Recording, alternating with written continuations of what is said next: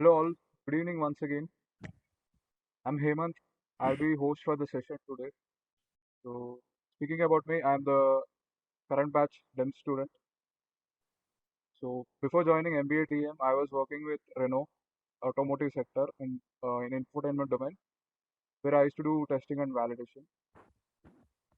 After working for 3 years, 9 months, I have joined MBA DEM. This is the basic introduction about me. And here we have Professor Rajesh Agrawal, Chairperson, 1 year MBA Programs Committee, Dr. Y. Shekar, in charge for Center for Digital Enterprise, IIM Udaipur, and here we have Radhika Gupta, alumni of IIM Udaipur MBA DEM. So talking about her, Radhika is a 2021 MBA graduate of IIM Udaipur's Digital Enterprise Management program. She had she had over 8 years work experience before joining MBA DEM in a techno-functional roles such as business analyst and product owner across multiple domains such as BKFS, cards and payments, publishing, and enterprise risk management. On the job, she has picked up skills in client engagement, technical consulting, and business analysis. During her experience, she has been exposed to digital strategy and technology product management. Post that, she has joined IIM Udaipur MBA DEM, and currently, after MBA, she is working as a technology consultant with Accenture Strategy. So, over to you, Radhika. Hello, all. Thanks, Hemanth, for that introduction. And before I start, I would really like to thank Shekar sir and Rajesh sir for considering me as one of the members on the panel today. It's my pleasure and privilege to be interacting with everyone here. Good evening, participants. So, I would like to begin by setting some context here. So, 2 years back, I was in similar place as all of you, and I was contemplating whether I should quit my job and go for an MBA or continue with the status quo. I already had around 8 years of experience, as Hemant also mentioned, and I was working mainly into functional roles such as a business analyst and product ownership for different domains.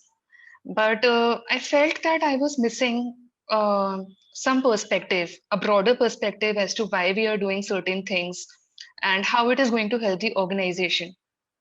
But cut to present, I think I have started developing that understanding. I have a fair understanding to these questions now. And of course, the answer varies from context to context.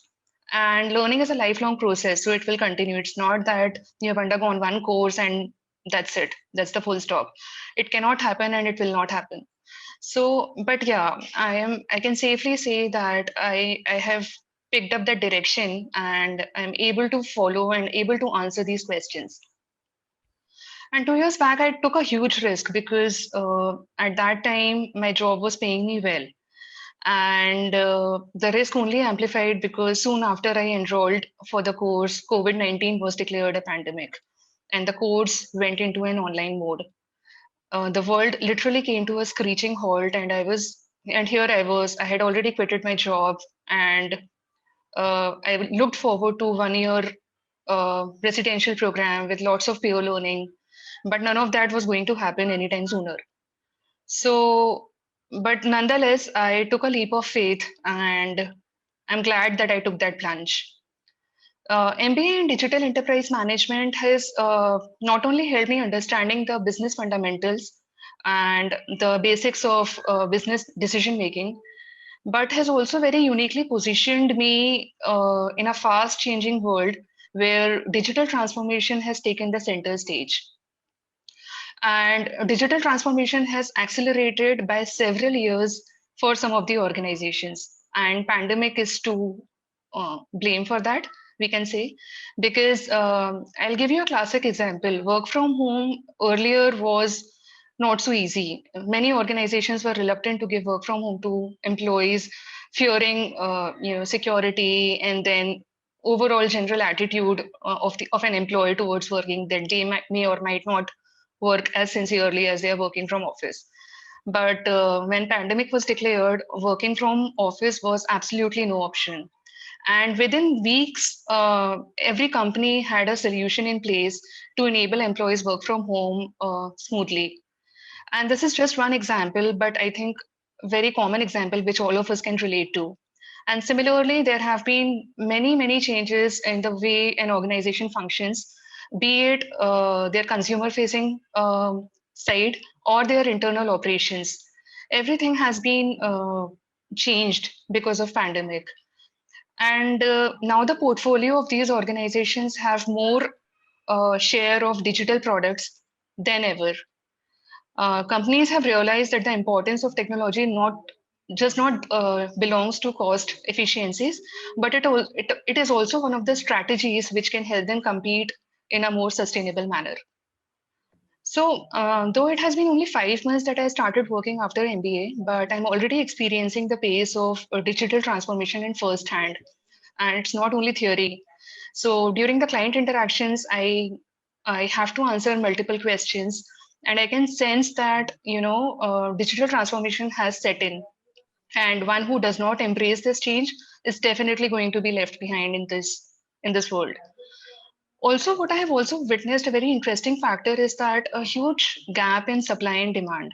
There's a huge demand of professionals who can understand technologies and then leverage those technologies to solve various business challenges across a host of domain. It could be as different as a social sector, or it could be your regular software development. So this change has been the demand is huge, but the supply is still limited. So I think this is where MBA and DEM will help professionals, because they will have a fair understanding of business decision making, as well as the exposure to technologies during the course gives them a very unique blend wherein they can apply these learnings in real life context. And I will like to conclude that by saying that I can sense that a change in my thought process has already come about, wherein while I'm approaching any business problem, I'm looking at it from all the angles. How how and why we should be taking certain steps, which technology is the best fit, and sometimes it's also I have also realized that a very hi-fi technology may not be the best solution. Sometimes solutions can be very simple, very minimal, yet very efficient. So all this understanding has been brought about through my 1 year experience with MBA and DEM. And I'm pretty sure my batchmates, had they been here on this call, they would have resonated with me, because all of them are working with different firms now. But we do connect once in a while, and we have pretty similar thoughts when we talk on this topic. So with this, I would like to hand it back to Hemanth to take the session forward. Thank you so much, Radhika. That was a great introduction. Now I would like to invite Professor Rajesh Agrawal once again.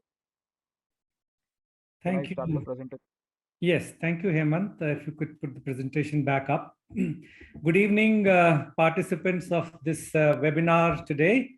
I would like to spend the next few minutes talking about broadly the program and the content of the program.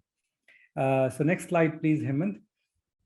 So very briefly, talking about the admissions in the program. To be able to get admission into the program, you need to either have a valid GRE or a GMAT or a CAT score, right, before you apply. You must have had at least 3 years of full-time experience after your graduation, minimum 3 years of full-time experience after your graduation. The program is going to be on campus, right? That has been the intent last year as well as this year, but pandemic has stopped us from doing that. And I hope by the time the next batch was going to come in, that is April 6th, 2022, pandemic is behind us. That's my hope, but we don't know. If that were not to be the case, then, unfortunately, the course will begin online and hopefully quickly on campus as soon as it is feasible. It's a full-time program for the whole year, right? And at the end of it all, 1 year, those who are successful get a degree of Master in Business Administration from IIM Udaipur in Digital Enterprise Management. So that's about the program. Of course, there is personal interview as well. After you apply, there shall be a personal interview in the admission process. Moving on to the next slide. I'm going to build on what Radhika mentioned a while ago about her experience of a working professional for as long as 8 long years and then doing this program, and how it kind of benefited her in reconnecting, rejoining the digital world.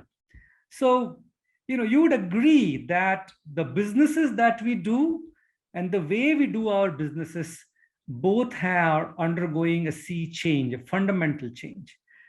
The technologies are disrupting, the wave of digital is disrupting businesses at an unprecedented scale, never before unheard of. Lots of disruptions are taking place.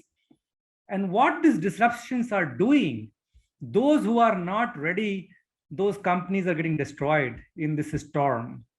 But at the same time, there are smart entrepreneurs, businesses who are taking advantage of this opportunity rather than criticizing it, taking advantage of this opportunity and building on the potentials of digital.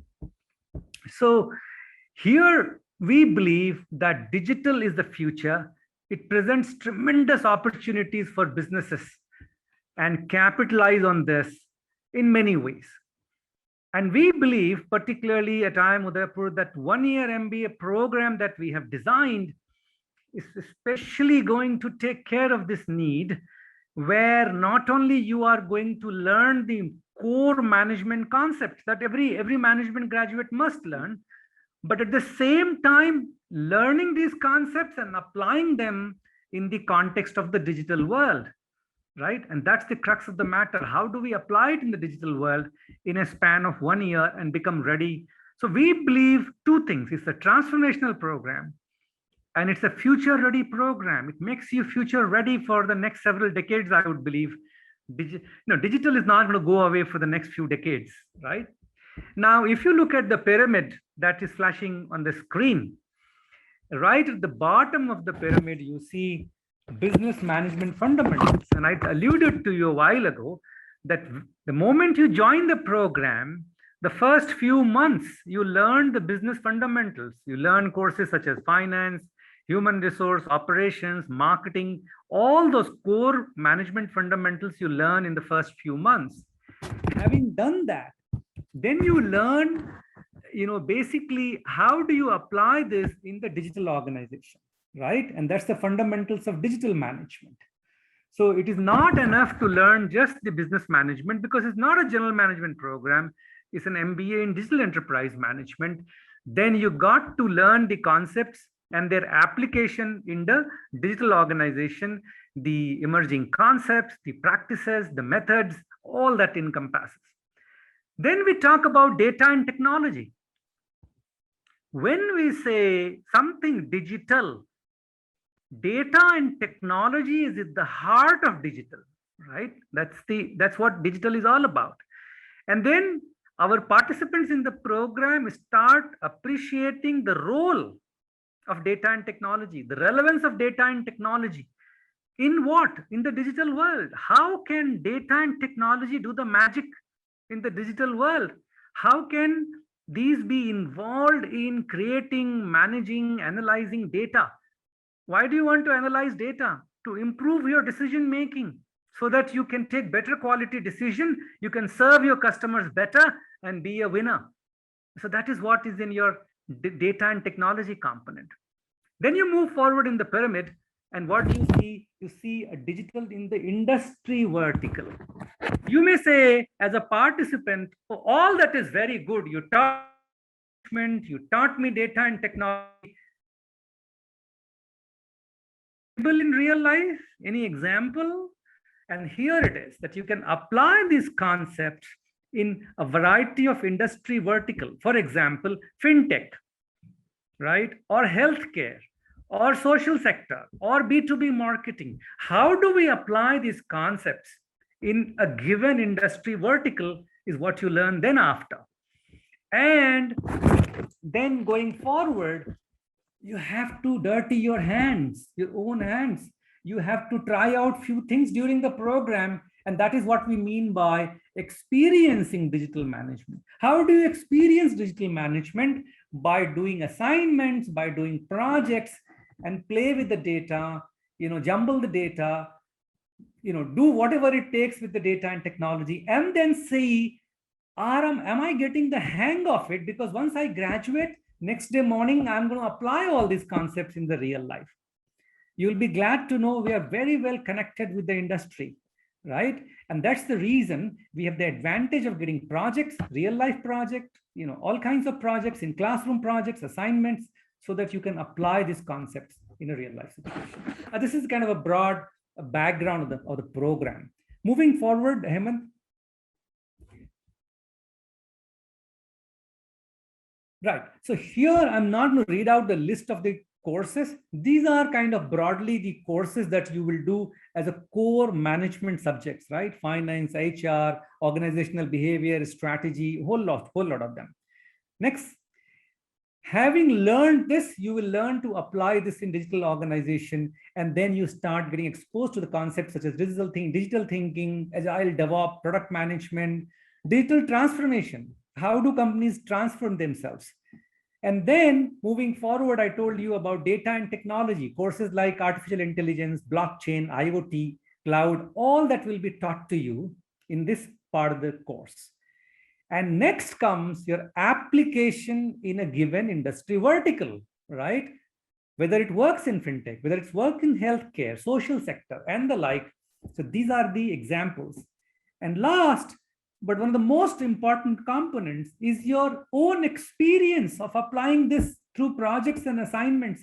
So where do you do this? You do projects on analytics, on technology, design thinking. Capstone is basically an integrative experience of everything put together as a manager. How do you apply all this at a capstone, what we call integrative platform? This is broadly the course design. It has been designed with a lot of inputs from the industry professionals who are at the senior management positions in companies. And that's how we have come with the course design. Next slide, please. Because IIM Udaipur attaches a lot of importance to this digital as the revolution, we believe that digital is it's not enough to run a program on digital enterprise management. The institute has gone ahead and set up a center exclusively for digital enterprise, which is headed by Dr. Shekar. And he not only is the in charge of this center, he's also a mentor of this program on 1 year MBA. And so over to Dr. Shekar, who will speak to you more about the center and other things of relevance to you. Thank you for your patience. Over to you, Dr. Shekar. Thank you, Professor Rajesh. Good evening and welcome to all the participants. I hope you are all staying safe and your family and friends are also safe.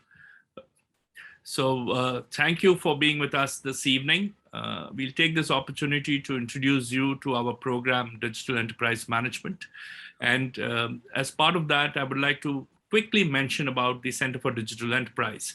Like Radhika mentioned in her opening talk, digital is taking center stage. What does that mean, therefore? So what it means is that there are diverse applications, there are diverse perspectives, there are practices that are evolving, there are many things that are happening for the first time. So how do we engage in these areas to come up with new knowledge? How do we develop certain new practices? How do we evolve to a level where policies can get discussed? That's what the center is actually focused upon. But the foundational activity for all these is how do we disseminate knowledge? And that's where the program DEM actually stands tall. Unless we put a program and get the knowledge going out, there is very little we can do in terms of policy or practice. So on the foundation of a strong program, which has inputs from the industry, practitioners who are currently leaders in the digital space, contributing to the structure of the program, we've conceptualized the program which Professor Rajesh just spoke to you about. I will now take you forward in terms of what happens here. So Hemanth, if you can move on to the next slide. So one of the things that we do focus on is the industry alliance, which is very crucial for something that is cutting edge, something that's happening while we are studying. So the industry connect actually helps us bring in some of those practices that we get to see or read or experience into the classroom. And through that, we also connect back to the concepts that drive these practices. So this is where the students actually get to learn a lot about the practices and concepts hand in hand to understand why certain things are happening, or why do certain decisions yield certain kinds of outputs, or why certain leaders did not choose to take certain decisions. These are all important aspects of business management, and that's what we try to bring in through the academic and industry alliance. Also, one part of your program is to work on projects. And at some point of time, if you all continue to show interest and get into the academic side, you may also want to stay connected with technology and changes through research, which is what most of our faculty members are involved in. So for all these things, we are looking at opportunities in the industry to figure out, what kind of problems they would like academicians to solve, students to solve, so that they get solutions for some of these from a lab concept or from a real experience concept. So this is where the real buzz is in terms of interactions, in terms of understanding why certain things happen, or figuring out what kind of things are required to make certain decisions take place. Hemanth?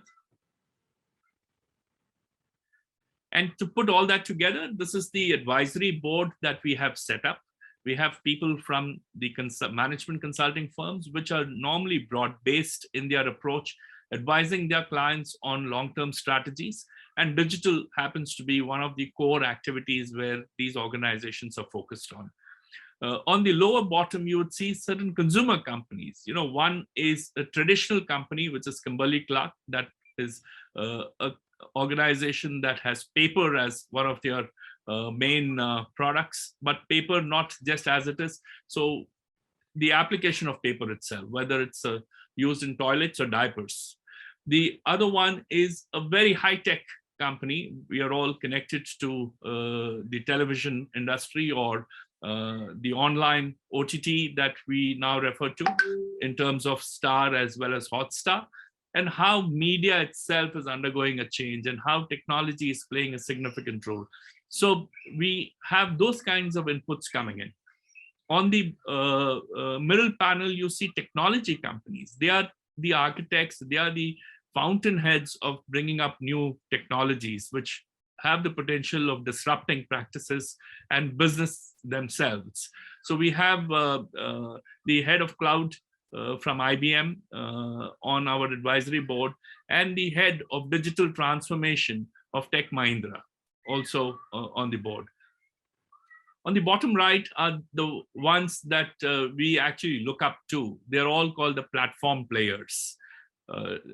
InfoEdge, which is popularly known for Naukri.com, Quicker, which has a lot of companies now under it, known for resale of products, and Flipkart that we are all quite familiar with. So these are people who either have founded these companies or are at the helm of affairs of decision making, which are driven through data and technology.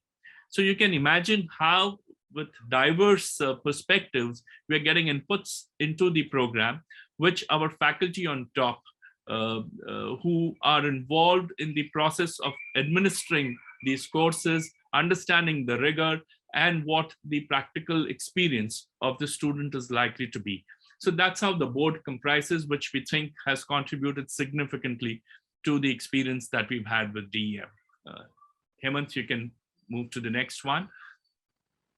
And this is a measure of an outcome for many people, but it is interesting to know that as we keep looking at the slides coming up, the placement that happened for DEM last year, we're happy to mention that it was 100%. All students got placed who wanted to be placed through the placement cell. A couple of students also opted out of placement and did their own spots found their own niches and took up those assignments.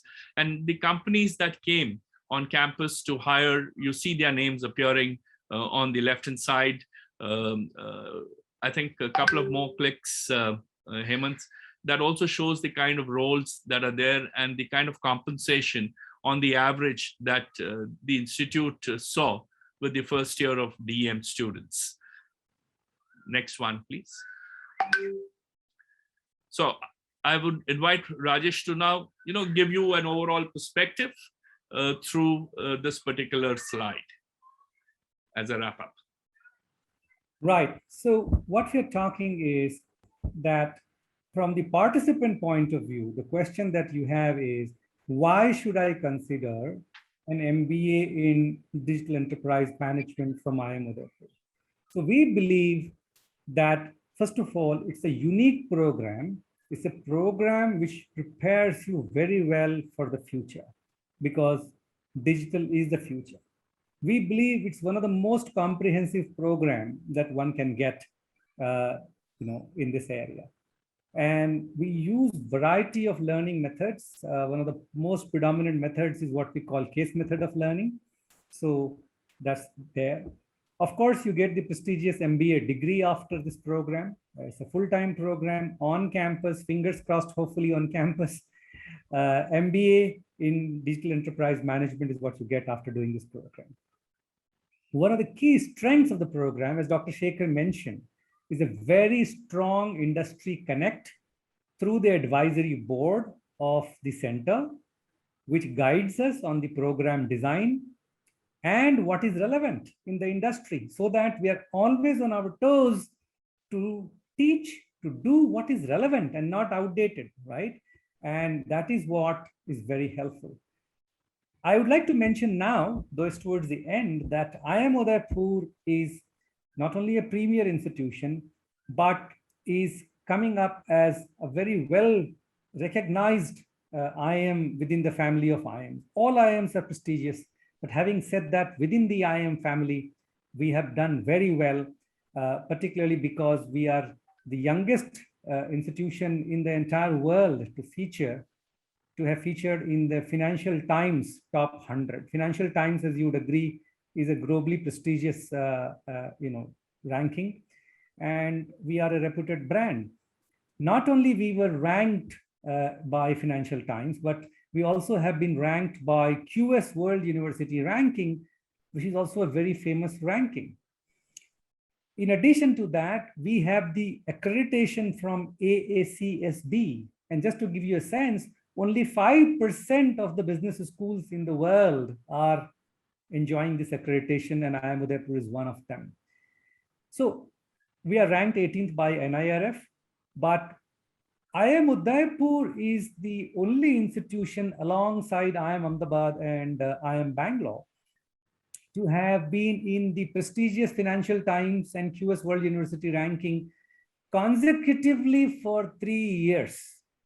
Except the 3 institutions, IIM Ahmedabad, IIM Bangalore, and IIM Udaipur, no other institution within the country have received 3 consecutive years presence in these rankings. So that, we believe, is the testimony of the seriousness with which we deliver our programs.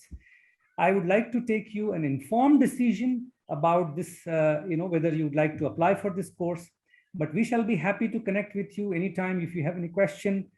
Sure, you're welcome to now post it in the Q&A section, but even subsequently, you're very welcome to write to our admissions office.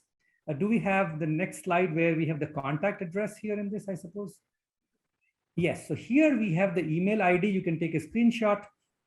So please, you're very welcome to write at this email ID, and you can get a response if you have any specific query. But we would like to thank you for your time to listen to this, but we look forward to your questions in the Q&A section. So please do post your questions in the Q&A section. Over to you, Hemanth. Thank you, Rajesh sir. Thank you, Shekar sir, and thank you, Radhika. Very good session.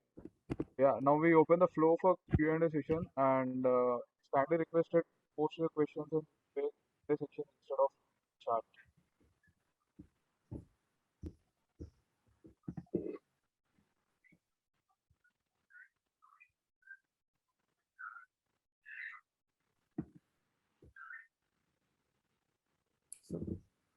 Hemant, there is a question you may read out. Yes, sir. Yes, sir. I have more than 20 years experience working, general direct position performed in companies. So I still have to take the GMAT. This is the first question. Rajesh sir, would you like to take it up? Let me take this. So while education can be of great help at any point in time, but we believe that typically students, participants who come with an experience of approximately 3 to 8 years range are best positioned to get a placement opportunity after the program. So if you have that significant number of years of experience, as close to 20 years, unfortunately, it will not be easy to get a suitable employment for a person with your seniority in our program. So I would believe that perhaps this may not be the right program for you. We're talking about GMAT. So there is no, those who are applying in this program, no matter how many years of experience, the requirement stays the same, that the candidate has to have either a GMAT, GRE, or a CAT score.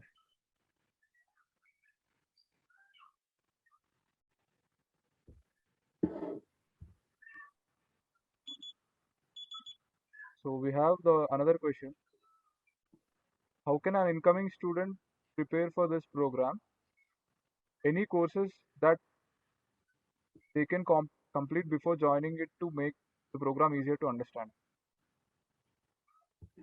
So let me take that as well. So there are two aspects to this. I understand that the question is, how do you become more ready to join this program, and what kind of preparation? And I'll also go back to Radhika to take her opinion on this, but let me try this first.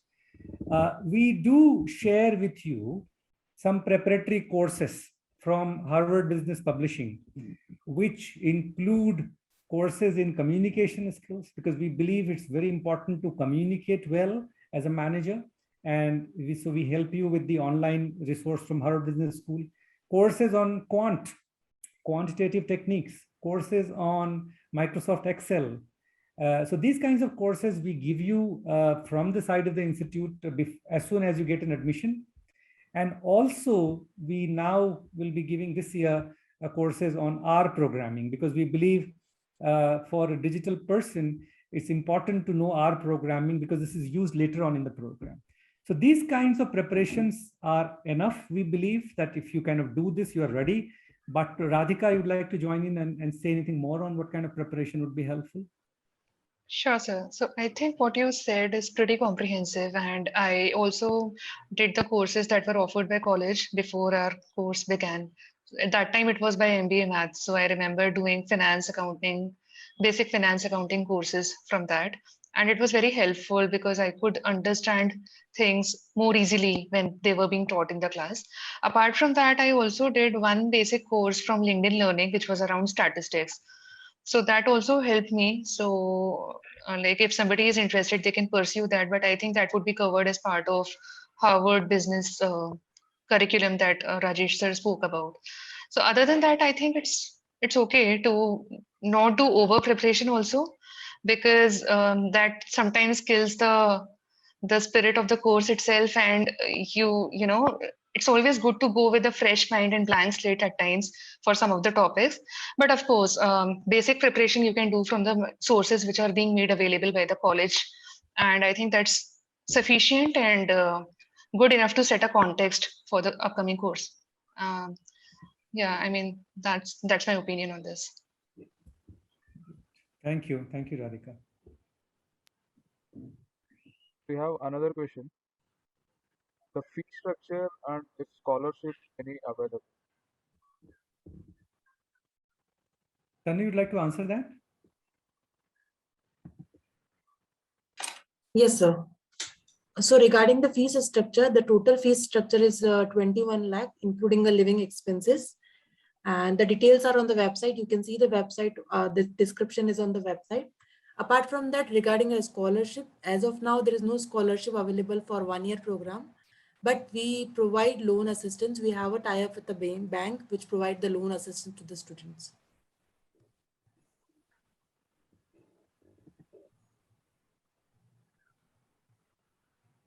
The question: what is a decent GMAT score to apply, and what is the cutoff to be selected?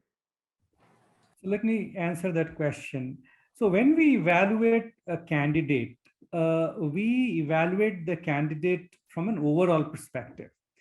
What do we mean by evaluation? We are looking at who are the candidates who would benefit from the program the most and would be a successful manager. So in that context, we look at the background of the candidate, we look at the score, GMAT, GRE or CAT, we look at your interview, feedback from the interview panel, and taking all this consideration into account, then we make our judgment. So there is no straight cutoff that I can tell you is the cutoff that you need to have, because it depends on the profile of the candidate and basically the overall profile, suitability of the candidate. I would urge you this, that no matter what score you have, you should think yourself as a strong candidate and apply, and then see whether you get shortlisted or not. That's the way to go forward wherever you apply. Okay, sir, would you like to add anything? No, I'm actually good with this response that Professor Rajesh gave. That's the right attitude to look at it, that the score is just one indicator. That's how it is. You have a profile that's complete with your academic pursuits, your professional achievements, your extracurricular or other achievements that are there. So it's in a composite manner that the selection process happens. And that's what I would like to underline here. The students are selected. It is not something that is used for rejection. So that's a big difference of getting into this program. I hope the questioner finds the answer useful and complete.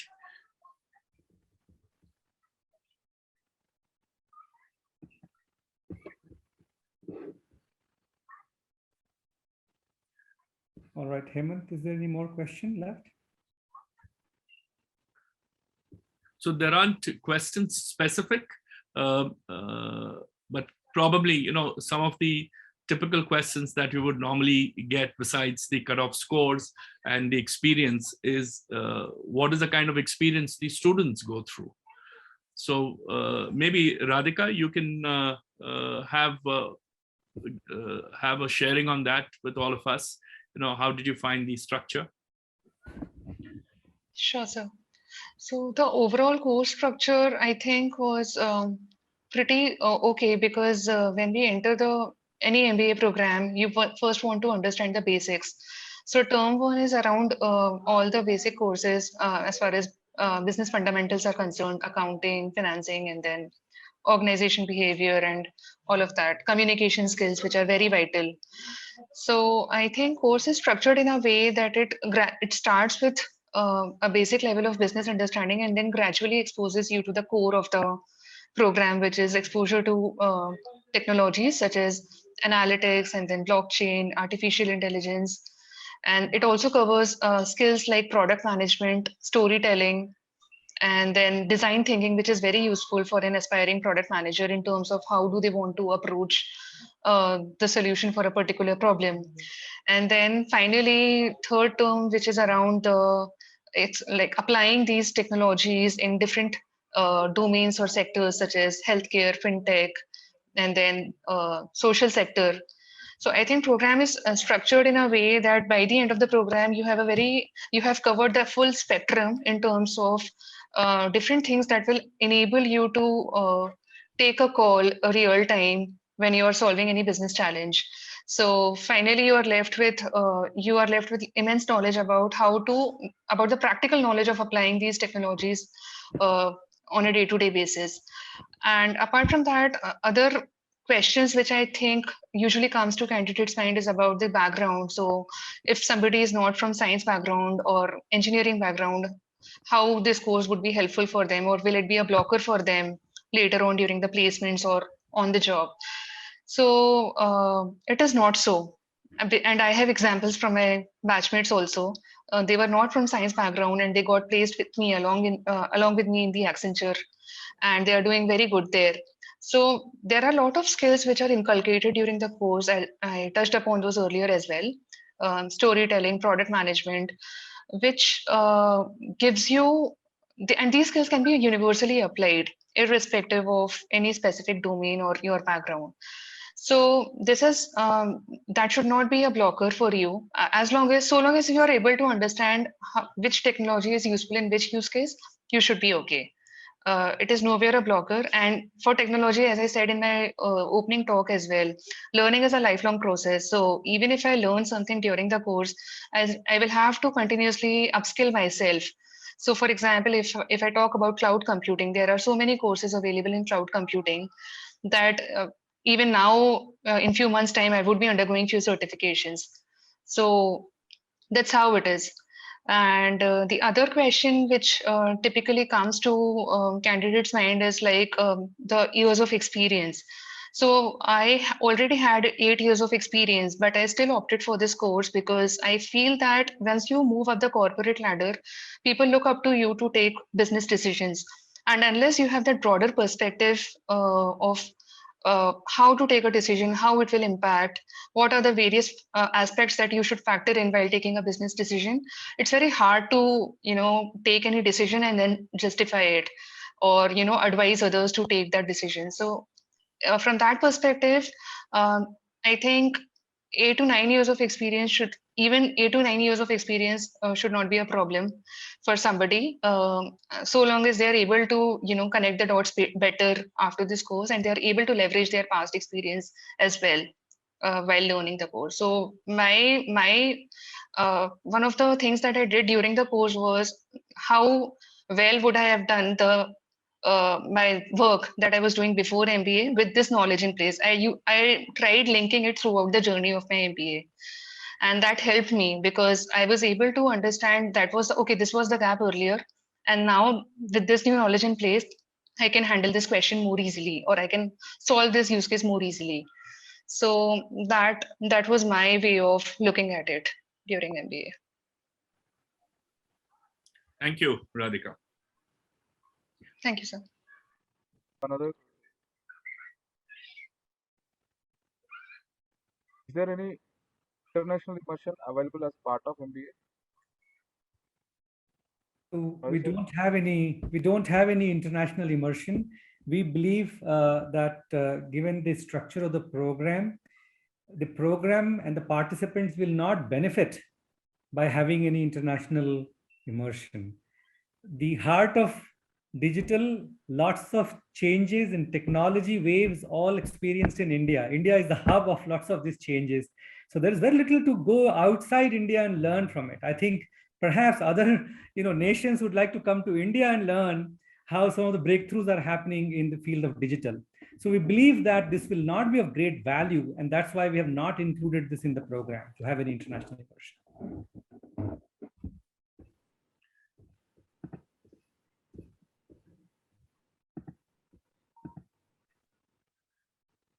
I think there are no further questions, and we are complete with what we wanted to share today. So let's bring this to a formal close. And I would once again like to thank all the participants who spared their time to listen to us, as well as the members of the panel today for spending their time today. Good evening and goodbye. Thank you. Thank you. There's a question coming in at the last moment. What is the last date to apply? Tanu, you want to answer that? Yeah, sure. So the last date for cycle 2 is 11th October. It's open till 11th October. So if you have a valid score and you're ready with all the documents, I encourage you to apply in cycle 2. And in case not, you don't have a valid score, you're still in the process of writing your GMAT or GRE, then you may apply in cycle 3. But do refer to the website, which has all the details about the dates of application. All the best. Applications are open till February, so you can apply according to cycle. There is one more question. many cycles are there? There are total 4 cycle, and right now we are in cycle 2. So after this, there are 2 more cycle available to apply. And all these are there on the website, right? Yes. Yes, sir. All details are available. Thank you. Thank you. Thank you. Have a Bye. good evening. Bye. Thank you all.